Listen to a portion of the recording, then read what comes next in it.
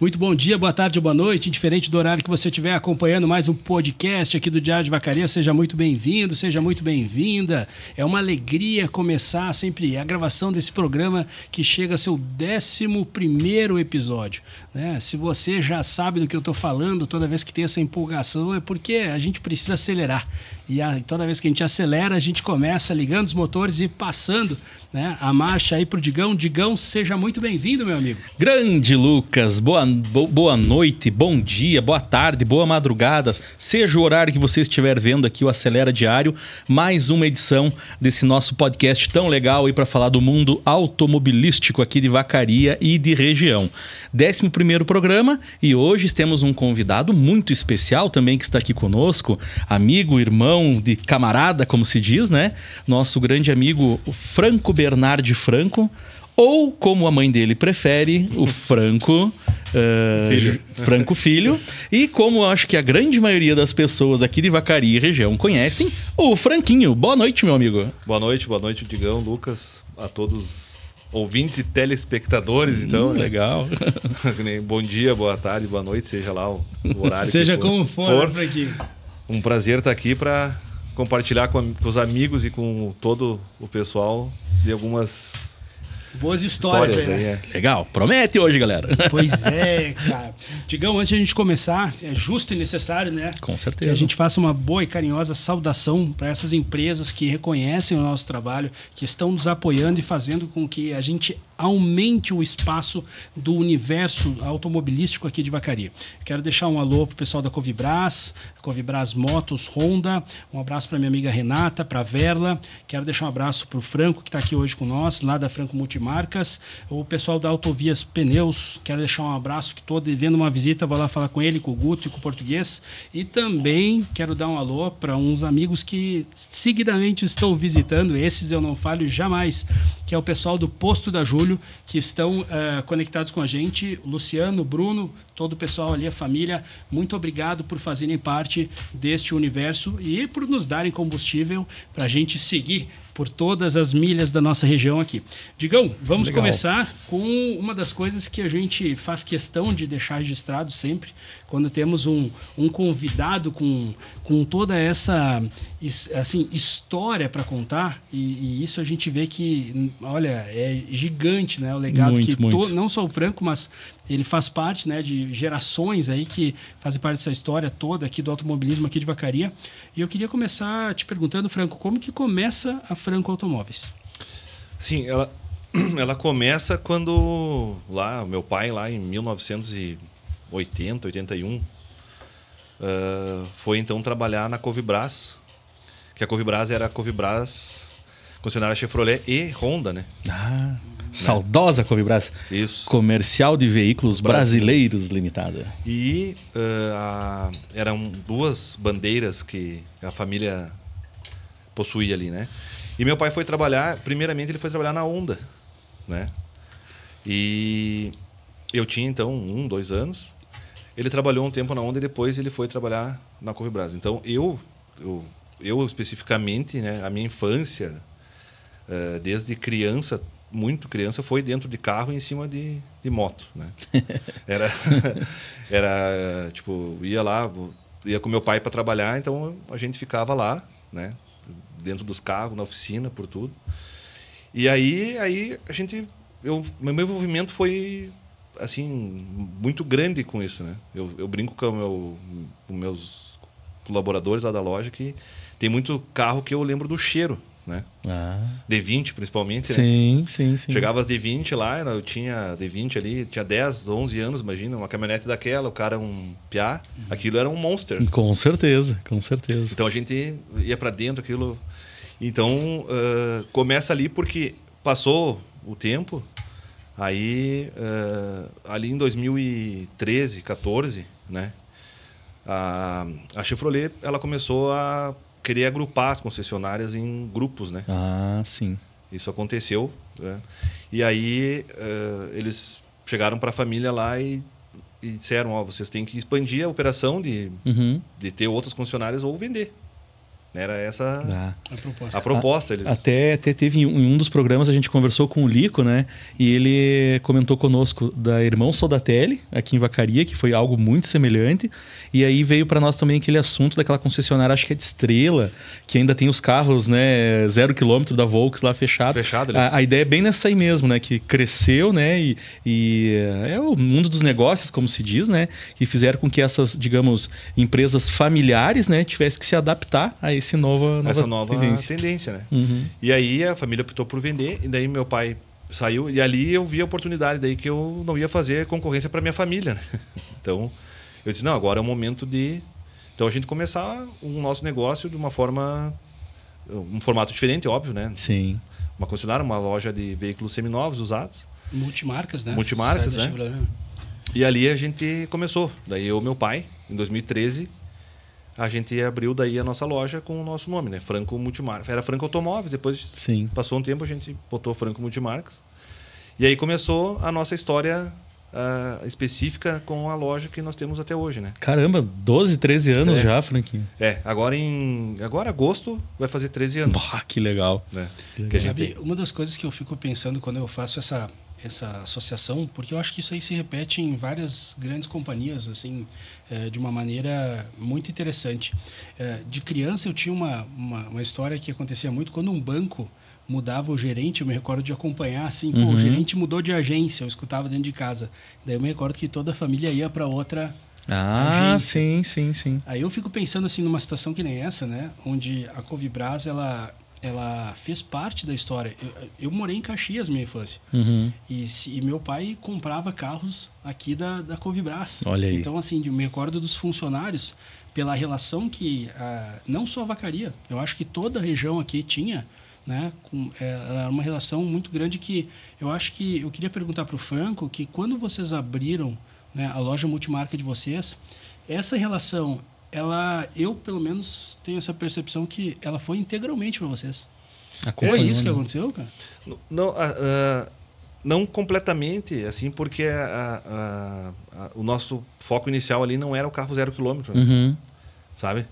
Tipo, a gente abriu essa loja com essa possibilidade, com essa ideia de trabalhar mais com veículos seminovos mesmo. Sim. Para ter até um leque maior, para tu poder trabalhar. Né? Porque a gente, até então, o que a gente trabalhava, que era acostumado ali, conhecia muito veículo daquela marca específica, né? Chevrolet, né? Até hoje as pessoas às vezes brincam comigo assim, tá, mas tu gosta de carro da Volkswagen? Sim, eu gosto. porque tinha uma ligação muito forte. Isso inclusive aí. com o Lico também. Se for falar com o Lico, liga, né? Querendo ou não, tinha o vínculo. Associa. Como o Quilo, a gente fala que o Quilo é da Fiat, né? Então, o Quilo, né? Quilo, um abraço pra você, meu irmão. Cara, só pra lembrar, o Quilo foi falado diversas vezes já aqui. Assim como a gente já falou do IT, o Quilo é um que... Tem que vir. O Quilo, logo, com certeza a gente vai... Vai preparando aí. Vai preparando aí, porque aí tem história pra contar. Mas o que eu te digo assim, que foi que, como até teve pessoas que trabalhavam na Covibras permaneceram trabalhando ali, né? Vendedores que estão até hoje ali. Sim. Né? Que estão até hoje ali, a Cirlei. Pois a Cirlei era uma das pessoas que a família a Eliane tinha como referência. É vendedora desde o tempo da Covibras, sabe? E elas cultivaram, elas têm os clientes delas, eu acho... Legal, né? Vida. Isso mesmo. E nós tivemos os nossos clientes também ali, temos até hoje que são, né, pessoas que ficaram com esse vínculo, né? Isso aí. E a gente consegue hoje também atender essas pessoas com outras marcas, né? Claro. Não só especificamente. Mas claro que a gente tem, eu brinco assim, porque como eu conheci muitos veículos da Chevrolet, né? Assim, quando chegava ali, né? Aquela coisa, quando lançaram o primeiro Astra lá, o Vectra, você lembra? Sim. Que ele era importado, etc. Sim. Aquele carro era um pouco fora do padrão que se tinha. Pois é, Franquinho, bem nessa linha de pensar, nós estávamos em off aqui conversando, pessoal, e falando da seguinte forma, como tu falaste, tu viveu, né, a tua infância dentro da concessionária, tanto de moto quanto de carro, né? Exatamente. E aí a gente estava conversando, né, como que era naquele passado, né, porque nós tínhamos, digamos assim, uma oferta de tipos de veículos menor, do que hoje a gente tem, né? Mas era uma coisa muito marcante, né? Eu falo também pela pouca experiência que eu tenho, eu lembro do meu saudoso pai, quando trocava de carro, era cliente, nossa, como nós falamos, era só da Covibras, né? Tanto é que teve lá seus 5, 6 Chevette ali e virava e mexia, nós ia lá fazer aquela entrega do veículo. Bah, era uma cerimônia aquilo, eu achava o máximo. Lá em casa estava vasculhando umas fotos esses dias atrás, aí tava eu, o pai, seu Valdir, Sim. teu pai, o Eli. Uhum. O Eli, abraço, meu irmão. O Eli era da sessão de peça, né? Isso. E lá, com champanhe, tacinha, champanhe, coisa arada, fazendo entrega do veículo. Então, essas coisas eu imagino também deve ser muito legal, né? Marcou bastante, né? Sim, foi uma coisa que foi criada, né? Para fazer a entrega. Chamava-se entrega técnica, que na verdade era um brinde ali, né? Para festejar. Eu tenho várias fotos lá guardadas dessas entregas legal. também. E eu tenho fotos, assim, até umas mais antigas, do tempo até do Chevette Tubarão.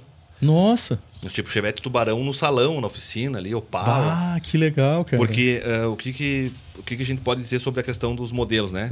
Da Chevrolet, por exemplo, até 93, 4, Chevette, Monza, né? Lançaram o Cadete ali, acho que foi em 89. Isso. Aí isso tinha aí. D20, né? Marajó, algumas variações. Isso aí. Mas era isso, né? Tipo, não mudava muito, era mais ou menos isso. Ó, o leque era esse aqui. Né? Bonanza. Aí tinha o Opala Diplomata. Uhum. E em 94 teve uma revolução, né? Sim. E na revolução dos carros ali eu tinha 12 anos. Tu imagina? Então eu tava entrando na pré-adolescência e veio o Ômega 4.1. Bah! Né? E que nem eu estava falando também aqui fora do ar antes, né? Imagina, a minha parte de infância foi nesse sentido, assim, né? Muito legal, porque quem é que na nossa época não gostava de carro? Nossa, com certeza. Né? Era tudo, era o sonho, né? O sonho era aprender a dirigir, né? 12 anos, então imagina, eu olhava aquele Ômega 4.1 ali, 6 canecos, né? Bah! Substituindo o Opala, que também... Isso. E daí começou a vir vários modelos, né? Eu me lembro até, digamos, se tu lembrar, em 94 chegou a vir até um carro que era o Calibra, não sei se tu lembra. Lembro, com certeza. Sim, eu lembro, que daí na Volkswagen, eu acho que o Lico, não sei se comentou aqui, que uns anos depois começou a vir o Passat, aquele alemão, o VR6. Sim, né? sim. Isso essas aí. variações que não tinham aqui, né? Isso Nós mesmo. não era acostumado com isso. Daí lançaram o Corsa, veio aquele Vectra, Astra, né? Ômega, a D20, a C20 ele participa mais um tempo, até 98, 99. Então, assim, era um universo começou a mudar ali da questão do comportamento também do consumidor, né? Claro. Porque foi quando teve, em 92, 3, 4, a abertura do mercado. Isso mesmo. Né? Eu lembro muito quando lançaram o Corsa, né? Isso. E a fila de espera que tinha para comprar o Corsinha, o Indy, motor 1.0 EFI, tu pagava um ágio, Lucas, tipo assim, vamos imaginar que o carro custasse 10 mil reais na época, né? 94, acho que é, né? Tu pagava lá 18 mil, 17 mil para poder ter o carro e esperar na fila, porque foi uma sacada assim fantástica, né? E tu sabe que tem uma história interessante do Corsa, que não vou dizer o primeiro, mas os primeiros Corsas produzidos no Brasil vieram em Vacaria para exposição no Rodeio em 94. Caramba! Bah, eu lembro disso, cara. Bordeaux? Eu lembro. E um verdinho, se não estou enganado. Verdinho, isso aí. Um verdinho claro, eu lembro disso. E foi dado de prêmio na geneteada. Isso mesmo. Até então era dado Chevy e Chevette. Deixa eu te contar agora. Agora eu voltei no tempo, lembrei de uma história. Daí nós, tudo aquele negócio, na época... Acampando. Nós tava acampando lá no Rodeio, né? E lá olhando e coisa arada. E tinha uns senhores olhando lá o Corsa e coisa arada. Dali a pouco me sai com uma pérola que eu saí dando risada, né? Diz que mas só mudou por fora, o motor é de Chevette. E ele não tava muito errado. Ele não tava muito errado. Porque, na verdade, pegaram o motor do Chevette Júnior. Isso aí. E botaram uma injeção eletrônica. Uma injeção de um ponto só. De um bico. Mas os primeiros Corsas ali produzidos vieram pra cá. Porque ele foi oficialmente lançado depois do rodeio. Bah, que massa, cara. E daí, como a Covibras, enfim, patrocinava, né? Sim. Então, aquele Corsa veio pra cá, ficou exposto ali no rodeio do 94. Olha só. E aí, posteriormente, a Chevrolet também patrocinou. E aconteceu isso, se repetiu com a Silverado em 98, se não me engano, em 2000. Que eles montaram um stand. Então, a Covibras patrocinou muito tempo, né? Sim, o rodeio é o prêmio principal, né? Tudo. E lembro que até isso foi conseguido, né? Porque trazer o carro antes, né? Que legal. E daí teve, cara, assim, vários carros ali que eu me lembro que... marcaram época aí e que até hoje, se for analisar, né, são carros que, como se fala muitas vezes, já a questão dos carros aí retrô, hoje são já raridades, né? Sim, com certeza. Pega um Corsa hoje... Um Corsa 95 já é placa preta. E quantos anos tem? 30, né? Então nós estamos falando de 30 anos atrás. Tu lembra do carro chegando, né? Isso isso mesmo. Ô, Franquinho, conta pra nós um pouquinho sobre essa questão da mudança, né? Porque tu tava dentro de casa. Quem é que tava falando com nós? O Nicão da Transmaso estava contando que ele conviveu, o começo da empresa era no porão, né? Tava a família ali toda. E aí, o teu caso é um caso interessante, porque tu conviveu ali a tua infância dentro da Covibras, e aí chegou um momento que tu começou a empreender. Como que foi ali os teus primeiros negócios ali? Como é que foram as primeiras vendas, cara? Na verdade, assim, ó, como as minhas primeiras vendas até foram, assim, de forma informal lá na Covibras, né? Entende? Tipo... eu não era vendedor lá, não trabalhava como vendedor, né? Mas assim, a gente, vamos dizer assim... Conectava às vezes, né? Tinha um conhecido. Então, os primeiros contatos com venda de veículos que eu tive foi ali, né? Aí eu indicava, ia junto com um amigo, às vezes o pai do amigo queria comprar, e daí... Mas isso eu já tinha lá meus 16, 17 anos. Né? Até os 14 ali a gente ia lá para incomodar mesmo. Tipo, daí nós ficava ali na oficina. Sim. Porque eu também aprendi ali com o pessoal.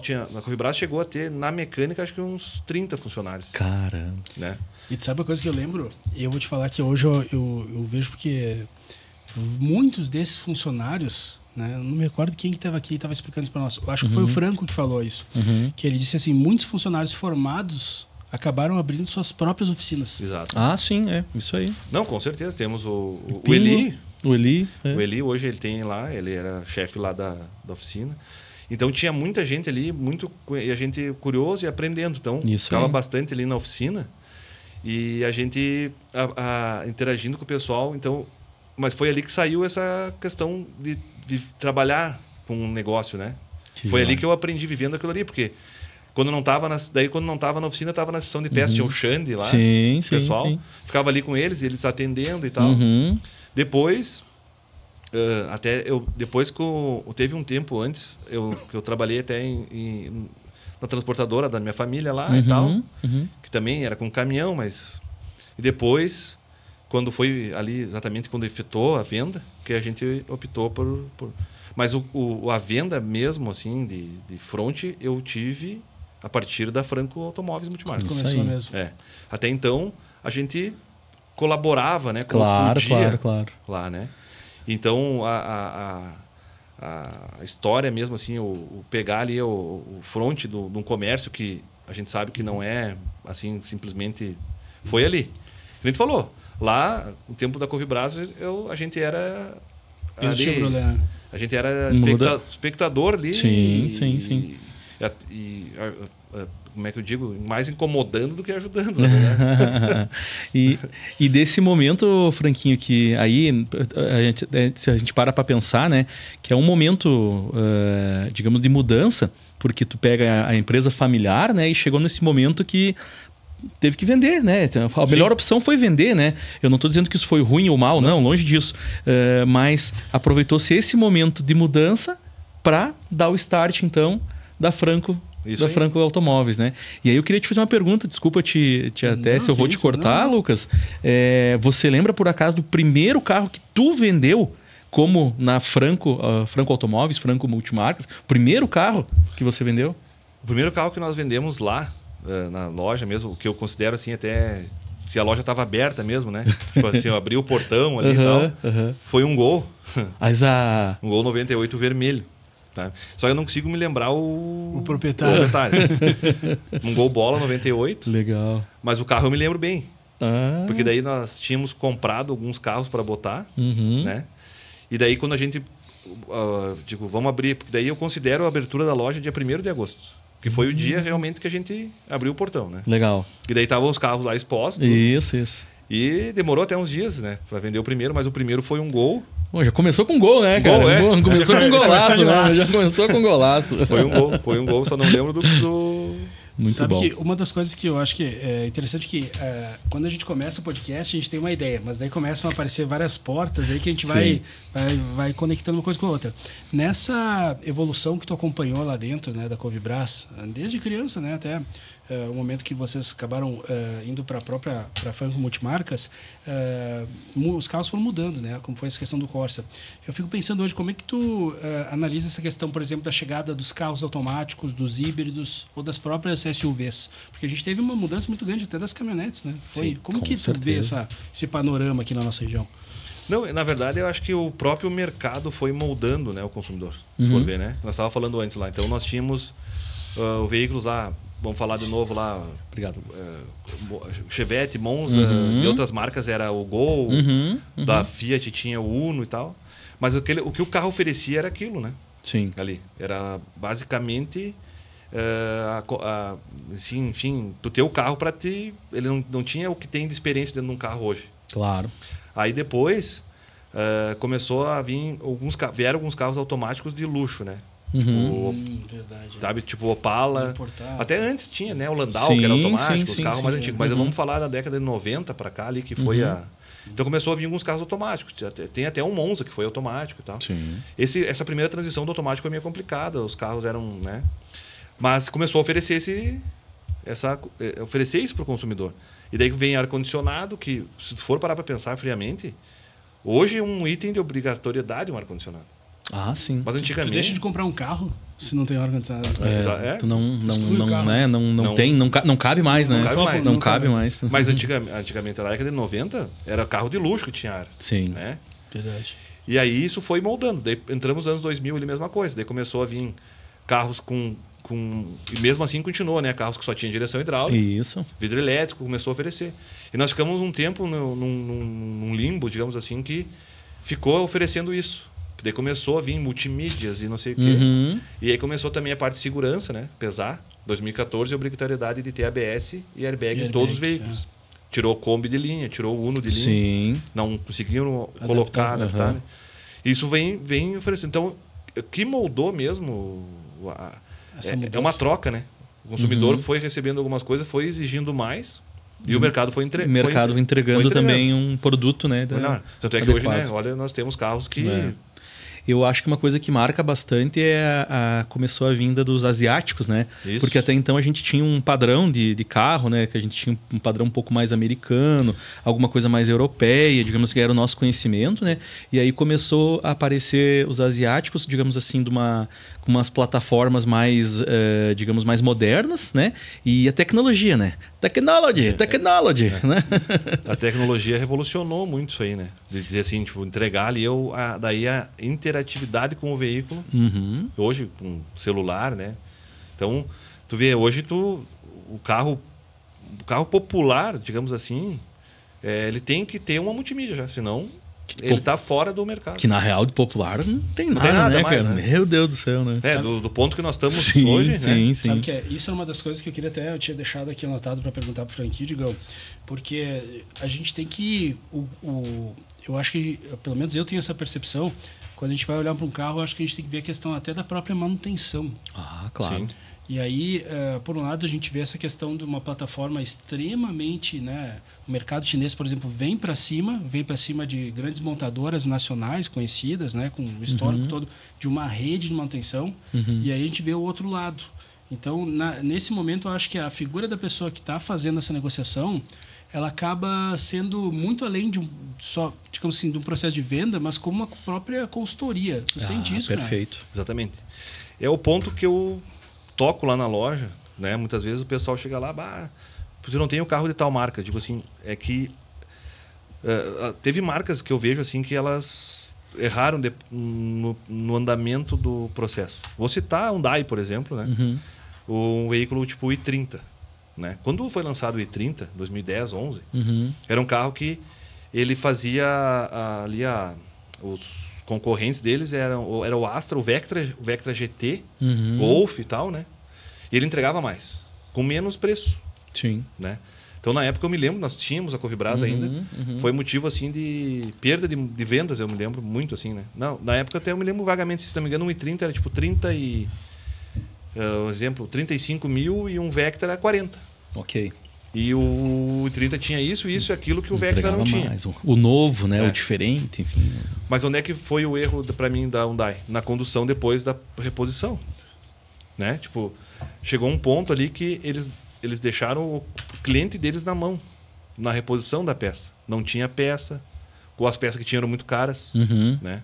Esse foi um caso assim, clássico da própria marca, caramba, deixando o carro cair. Assim, né? Hoje, vamos falar, o que eu falo, o mercado de carros seminovos usados para nós, o carro no Brasil, 20 anos, ele está ali. Tu pegar, nós estamos em 2025. Tem carro 2010 que está em estado de conservação bom, tem valor de mercado bom. Legal. Então, eu vou dizer, esse dia eu falei para um cara, então hoje vamos botar então o Vectra agora aqui e o i30. Qual tu vai comprar? Tu veja, né? Como né? Então, o cara vai no Vectra porque sabe que tem o mecânico lá que trabalhava na Covibras, que tem a mecânica, que tem peça.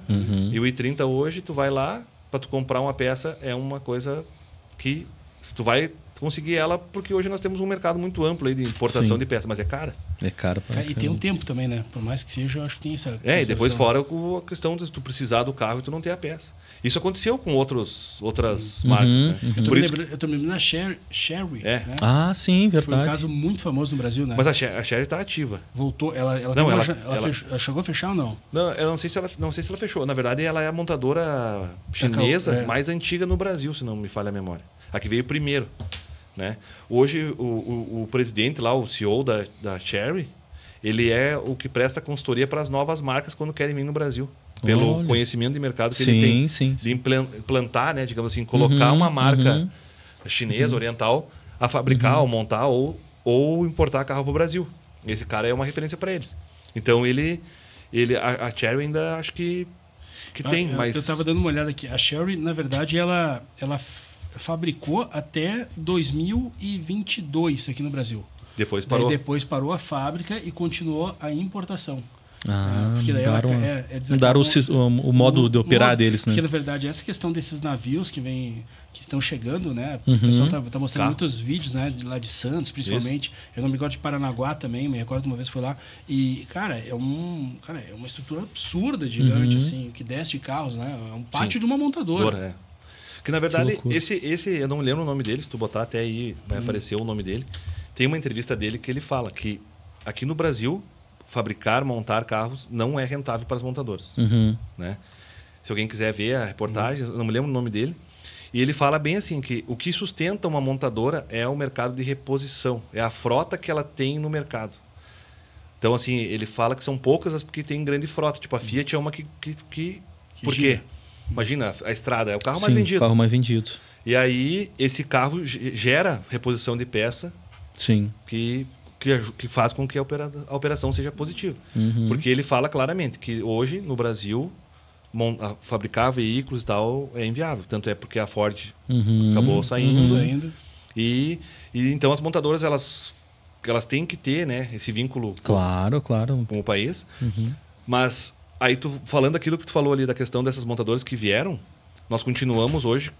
Aqui, para nós, pelo menos, na nossa realidade, o consumidor ainda é muito forte, ligado nas 4 marcas tradicionais que a gente conviveu ao longo dos anos aí. Nós temos marcas assim, tipo, então, temos a Fiat, a Ford, a Volkswagen e a Chevrolet, que para vacaria foram as que sempre tiveram concessionários. Sim. Mas nós temos hoje marcas, uma marca japonesa, Toyota, Honda, isso é tudo marca, né? A grande desconfiança é na marca chinesa, oriental, justamente por isso, né?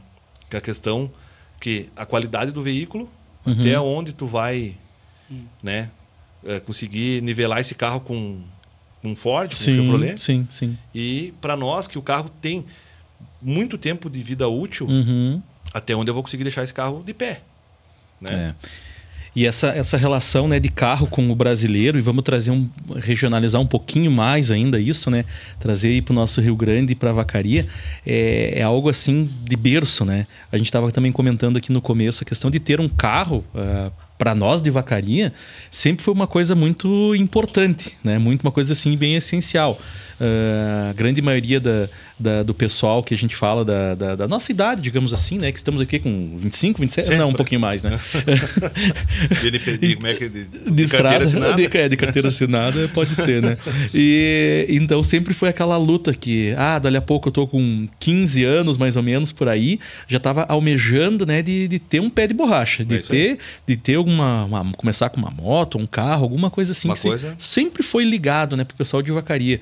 Eu acho que em algum outro programa também eu comentei que Vacaria sempre marcou muito aquela questão de por que tem um carro, porque em Vacaria, durante muitos anos, você passar na Avenida Moreira Paz, de calçamento, fazer a volta ali no canteiro do autoposto, antigo autoposto Ari Filho, passar de volta na avenida, descer e ir até na frente aqui da praça, dar a volta e voltar e fazer isso umas 10 vezes num domingo. Programa, né? Era o programa para fazer, mas né? A gasolina era mais barata, né? Se era. E pura, e era de verdade, né? E além disso, tinha os pontos, né, Digão? Sim, tinha sim. Tinha o Cantúcio. Tinha Glutz.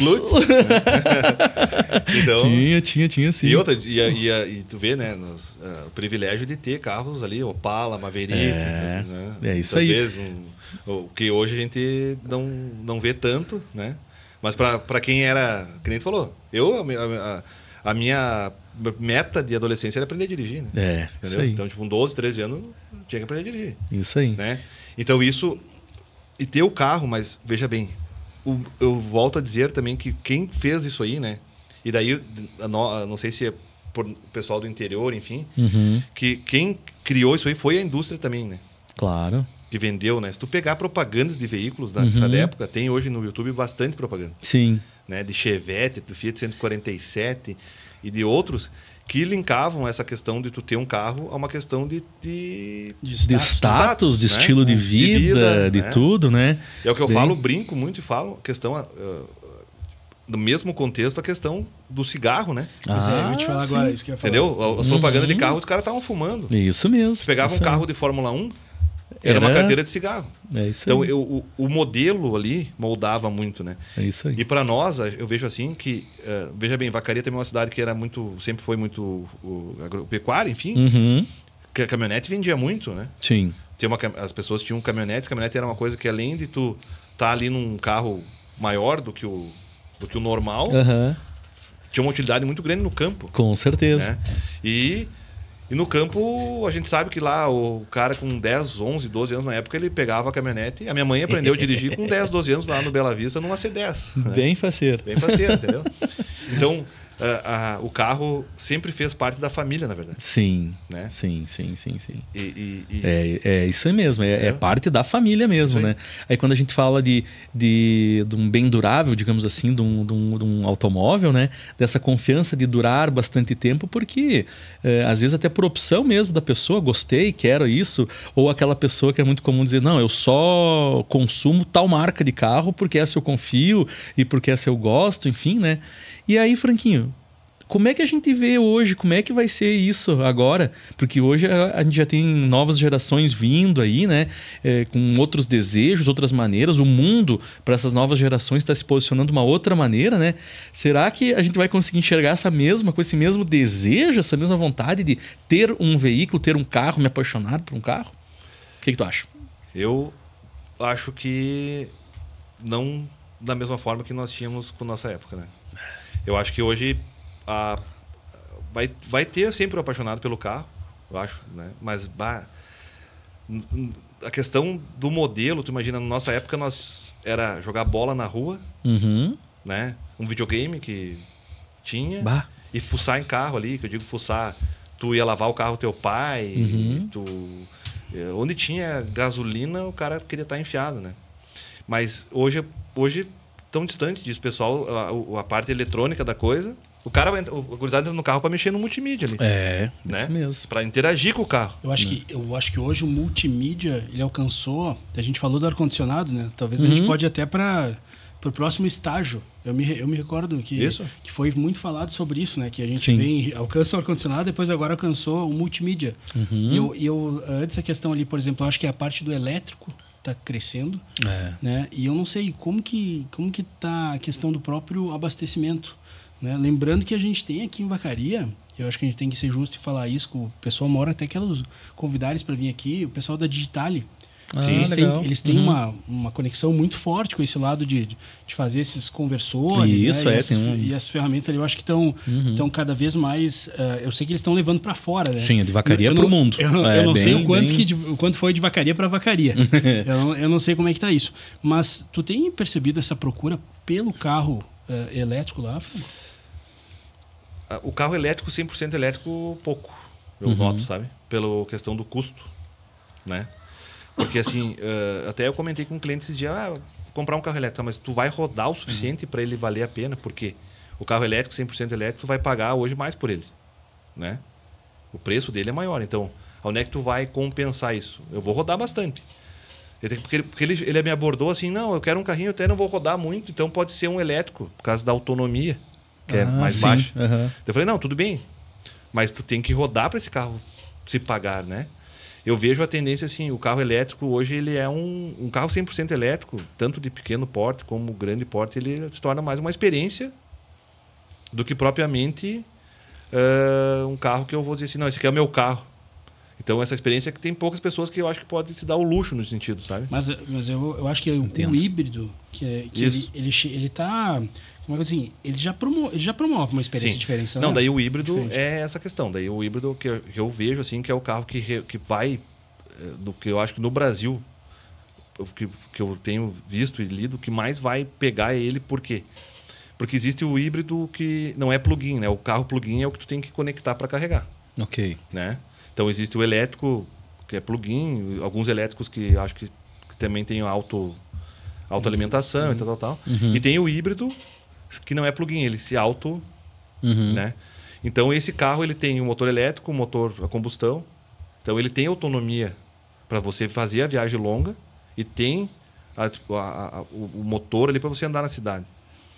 Então um carro só elétrico não tem autonomia para viagem, tem que parar para carregar, leva um tempo, né? Então esse desencaixe aí não está fechando, vejo, né? Então assim, o carro híbrido, ele, para nossa realidade, até por questões assim, tipo de estradas também, de serra, né? E outras coisas assim. E uma região que... A gente está falando, às vezes, de um processo tão avançado quanto que é ter carros elétricos, e a gente não tem, às vezes, nem sinal de celular para chegar até Antônio Prado. Pois é. Então, assim, é uma questão assim, existe a tecnologia lá naquela ponta? Existe. Mas, na verdade, a gente está naquela curva de fazer a operacionalização do projeto para ele chegar nesse ponto, né? Não, esse ponto volta ali em outras perguntas que a gente se fez já aqui, que é essa questão. É de você entender que para certas coisas acontecerem, elas não dependem somente da tecnologia estar ali disponível, né? Eu preciso ter um outro componente que some. Nós não temos o componente estrutural. Né? Nós temos uma estrada que vai daqui a Caxias. Né? Como é que um carro elétrico vai estar ali a 90 por hora e um caminhão atrás a 100? Sim. Né? Empurrando aquele carro. Um carro. Dadas as proporções, a gente vivenciou um pouco isso com o GNV, né? Tinha mesmo essa situação. Eu não sei como é que está hoje a questão de GNV em Vacaria. Mas eu me recordo no tempo que tinha os caminhões que vinham abastecer, né? Eu não sei se tem em Vacaria. Eu me recordo que, se eu não me engano, foi o Adelar, eu acho que trouxe. Não, tinha o posto ali, o posto que tinha GNV é o posto... que era o VIP. Que era o VIP. Isso. Agora é outra bandeira, né? Eu não vi mais, eu não sei se eles tiraram. Eu não sei. Mas era abastecimento, não era rede, né? Eram caminhões que vinham, tinha isso a central ali da central fazer o abastecimento, isso aí. Eu não sei, sinceramente, eu não sei se... É um caso pra gente ver. Isso não, o carregamento era por caminhão. Era por caminhão. Não era gás duto, encanado, né? Era gás, era reservatório, né? Exatamente. Então, para complementar essa situação, tu falou antes ali a questão de se nós vamos ter pessoas apaixonadas por carros e tal, e da questão do interior, né? De nós sermos bem... Sim. Assim, o carro é uma coisa importante. Aí vai também aquela coisa que eu sempre pensei assim, tipo, tu pega uma cidade grande, tipo assim, uma Caxias, Porto Alegre, existe ali outras coisas que as pessoas usam como transporte, né? Claro. Sim, Aplicativos, enfim. E antigamente o ônibus funcionava. Isso, tudo, né? isso aí. Nós isso aqui aí. em Vacaria, nós não temos... Por exemplo, nós dependia do carro. A pessoa depende do carro, né? Não tem um ônibus que passava na minha casa que ia lá no estadual, por exemplo. Sim, Né? isso mesmo, isso aí. Então, tipo, choveu, alguém te leva e dependia do carro. Isso aí. Né? Do táxi, né? Uhum. Então, se cria maior vínculo com a necessidade de ter o carro. E a mesma coisa hoje a gente vai enfrentar nessa questão do elétrico, entendeu? O cara precisa do carro para viajar. Eu tenho que ir daqui a Balneário Camboriú, são 400 quilômetros. Uhum. O meu carro não tem autonomia para isso. Como é que eu vou ter um carro elétrico? Tá, mas eu tenho um híbrido que vai, beleza? Outra, o híbrido também é mais caro. Sim, é mais caro, né? Né? E aí, uma pergunta de cunho de engenharia. Por que não bota placa solar no teto do carro? Acho que por causa da estética mesmo. Eu acho que ele não consegue gerar a quantidade de energia suficiente, eu acho, Digão. Caminhão tem já, né? Caminhão tem. Agora, eu acho que para questões elétricas, eu acho que talvez, como é o caso de, por exemplo, essas geladeiras que estão tendo, a própria internet aí do Musk, né? Ela Sim. Satélite. Ela está funcionando com a placa, mas... o que produz ali, né? Mas eu acho que os aviões que estão vindo, essa nova geração agora, de drones ali, ela tem um abastecimento bem significativo de placas. Mas sabe por quê? O modelo mais eficiente de recarga é nas rodas, né? O híbrido que não o híbrido do que não é plug-in, ele se recarrega com até a questão do freio. A frenagem, né? Gera energia para... É isso aí, verdade. Então é uma coisa mais eficiente, né? Do que você ter as placas e ela produz às vezes menos, vai depender de incidência solar. Isso, também tem esse detalhe, né? Daí tu imagina um carro descendo a serra ali. Nublou, baixou a serração. Muito provavelmente. Vou ultrapassar um bitrem ali, coisa na terceira faixa ali. Era o que acontecia, eu me recordo muito de Caxias, principalmente, com muitos morros. Pegava aqueles taxistas com carro a gás. Daí quando chegava para subir o Parque dos Macaquinhos ali, eles tinham que virar para sair do gás e pegar a gasolina, porque não tracionava. Mas o gás, voltando no gás, rapidamente, é que nem quando a primeira leva de carros 16 válvulas, lembra?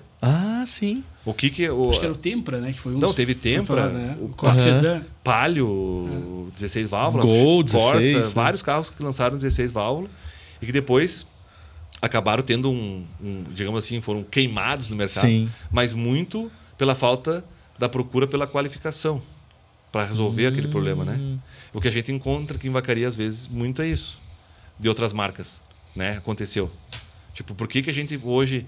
Por que eu, às vezes, também enfrento a dificuldade de vender um Peugeot? Vamos botar um Peugeot. Sim. Vamos falar do famoso Peguete. A primeira família dos Peugeot, realmente, eles tiveram problema. Hoje é uma outra realidade totalmente diferente. Sim. Né? É um carro que tu falar com o quilo... que é uma referência, ele vai dizer, não, o carro é bom, a mecânica é igual do carro tal. Hoje as plataformas se misturam, é uma coisa. Mas o que aconteceu? Ele é um carro que incomodou, mas muito se incomodou porque o pessoal ficou ali, não, eu só sei mexer no Volks, no GM, no Fiat. E daí tu vai num mercado que tem Caxias, Porto Alegre, eu falo pro pessoal, não, tu quer vender o Peugeot, o Citroën lá, o mais antiguinho? Cara, vai lá que eu acho que é mais fácil. Por quê? Porque o cara já teve a experiência com o carro. Sim. E ele tem um mecânico que mexe. Não chega lá e fala assim, não, esse carro não presta. A gente enfrenta, existe essa barreira também, que cria-se. E hoje temos isso. Hoje temos isso com carros que estão em lançamento e que a gente brinca. Tu vai falar mal de um carro ali, vai dar um engajamento. Isso aí, cria. Se tu falar bem, talvez não dê tanto. Então nós temos problemas hoje com carros, né? Que o pessoal vai falar assim, não, mas esse carro tem tal problema, eu não compro. E não compra. Né? Que nem, vou dar um exemplo aqui. Hoje, o carro que fala-se, a correia banhada a óleo do Onix. Né? Um problema crônico, a Chevrolet fez uma extensão, uma revalidação da garantia daquele carro. Você vai na concessionária, faz a revisão, troca a correia, tudo. É tipo um recal, né? E tu vai ficar com uma garantia de 240 mil quilômetros no carro, né? Então, assim, mas eu mesmo, eu nunca vi nenhum carro, nenhum Onix até hoje com a correia arrebentada. Só ouço falar porque o pessoal fala e tal. Que coisa, entende? Então, tipo, são Quanta injustiça com os donos de Maréia. É? Não, daí tu ia chegar nisso aí. E o tipo, lembra do tipo? Gente, Digão, a conversa tá boa demais e eu acho que o Franco, assim como o Lico, assim como toda essa turma, São alguns podcasts para a gente desenrolar tanto de histórias que tem por aí. Então, Franco, eu queria só, para fechar, que tu trouxesse para nós alguma reflexão importante, para algumas dicas importantes para as pessoas terem em relação assim, chegou no momento de trocar de carro. Tem como tu, de repente, dar 2, 3 dicas importantes para as pessoas considerarem? Sim, assim, nós temos vários pontos, acho que o pessoal, na hora de escolher o carro ali, levar em consideração, né? Uhum. Principalmente carros seminovos e usados, né? O carro novo, como eu digo pro pessoal, o melhor marca é o zero, né? Com certeza. Não, eu digo, não falar hoje de uma marca X ou Y ou zero, eu acho que não existe carro ruim, 0 quilômetro, existem carros que são melhores que os outros, né?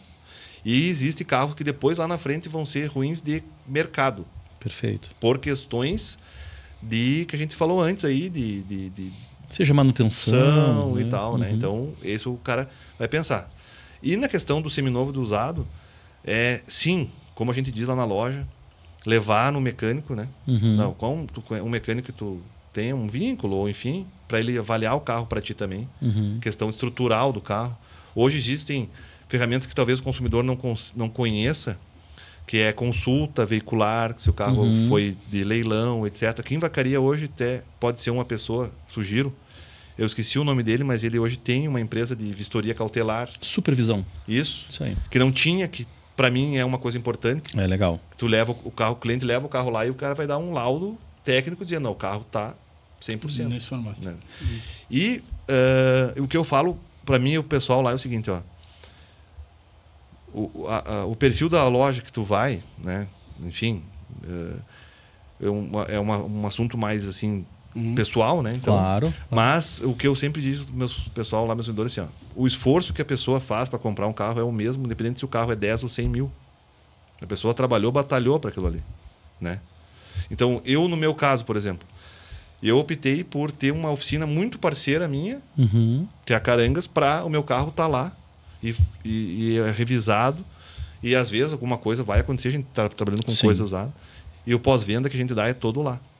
Então, além de você falar pro cara da loja que está comprando, o pessoal pergunta se tem garantia? Tem. A garantia é caixa e motor, é isso que tecnicamente. Tá, mas o que eu falo lá, nós damos um pós-venda. Tu vai me dar um pós-venda? O que é um pós-venda? Você comprou um carro seminovo usado, ele pode, a bateria daqui 3 dias, pifar. Entendeu? Isso é um pós-venda. Eu vou dizer, como é que eu vou negar um pós-venda para uma pessoa que comprou o carro, que batalhou ali, uma bateria, né? Então, além a questão que eu falo também assim, não compre o carro que mais te agrada, né? Tipo assim, tu gostou do carro, aquilo é um carro que tu imaginava. Muitas vezes não é a cor que eu queria, porque tu está comprando um carro seminovo usado. Mas principalmente, avaliar o carro, parte mecânica, estrutural, histórico, veicular, né?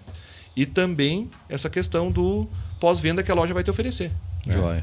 Isso é uma coisa que o pessoal tem que combinar, né? Tu combinou ali. A gente fala, eu vou te dar um pós-venda aqui, 10 dias, qualquer coisa que acontecer no carro, me procura. Legal. Né? Porque tem que ser comigo, né? Eu vou avaliar e vou te dizer, e vou te dar o pós-venda. Então, eu acho que o mais importante hoje é o pessoal não ver só a questão assim, o cara lá o carro é um valor, pesa muito a questão do valor só, né? Joia. Mas veja assim, o que a loja vai te oferecer a mais.